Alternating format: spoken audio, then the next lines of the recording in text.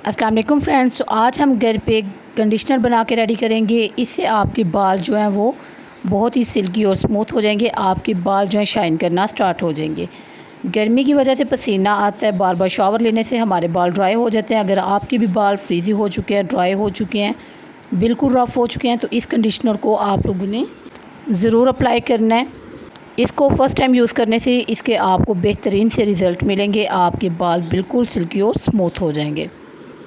इस कंडीशनर को आप लोग ज़्यादा क्वांटिटी में बना के भी रख सकते हैं, लेकिन बेहतर है कि आप लोग ने जब यूज़ करना हो इसको बनाएं और अपने बालों में अप्लाई करें। घर में मौजूद चंद चीज़ों से इसे बना के रेडी करेंगे, लेकिन इसके रिज़ल्ट आपको बहुत ही कमाल मिलने वाले हैं। आप लोग इसको ज़रूर ट्राई कीजिएगा। बहुत ही क्रीमी सा इसका टेक्स्चर होगा, बालों में इजीली अप्लाई हो जाएगा और इसके शानदार से रिज़ल्ट आपको मिलेंगे। तो चलिए इसे बनाना स्टार्ट करते हैं। सबसे पहले हमें चाहिए होगा कोई भी ऑयल जो आपको सूट करता है। आलमंड ऑयल भी ले सकते हैं, ऑलिव ऑयल भी ले सकते हैं और कोकोनट ऑयल भी ले सकते हैं। 2 टेबलस्पून के करीब आपने कोई सा भी इधर ऑयल ले लेना है। उसमें आपने 2 टेबलस्पून भर के एलोवेरा जेल ऐड करना है। मार्केट का एलोवेरा जेल ही यूज़ करेंगे, इससे इसका जो टेक्स्चर है वो बहुत क्रीमी बन के रेडी होगा। इधर आप लोग अगर चाहे तो फ्रेश एलोवेरा यूज़ कर सकते हैं, लेकिन उसके लिए फिर आपने इसको स्टोर बिल्कुल भी नहीं करना। उतनी क्वांटिटी में बनाना जितना ये एक ही टाइम में यूज़ हो जाए।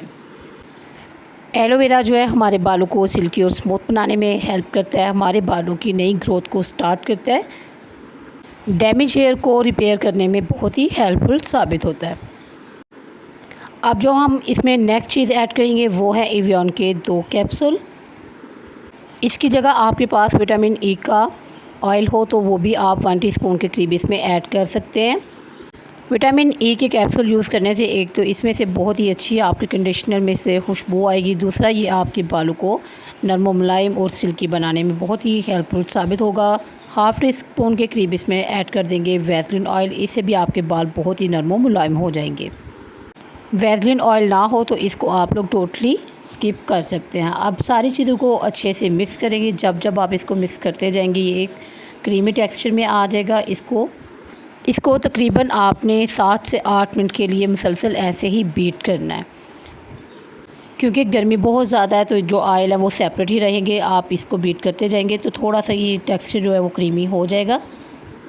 बेहतरीन इसको क्रीमी टेक्सचर देने के लिए हम इसको रेफ्रिजरेटर में रखेंगे तकरीबन 5 से 6 मिनट के लिए, कि हमारा जो कंडीशनर है बिल्कुल क्रीमी बन के रेडी हो।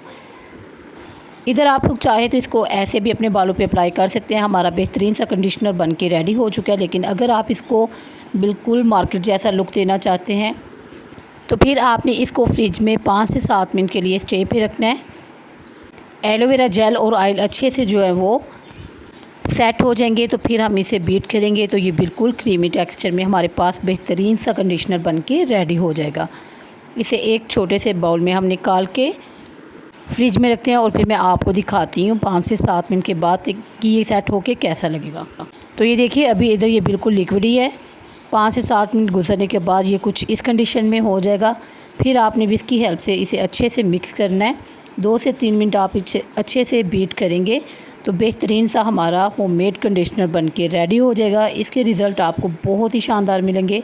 अब देखिए ये लुक वाइज भी बहुत ही अच्छा लग रहा है।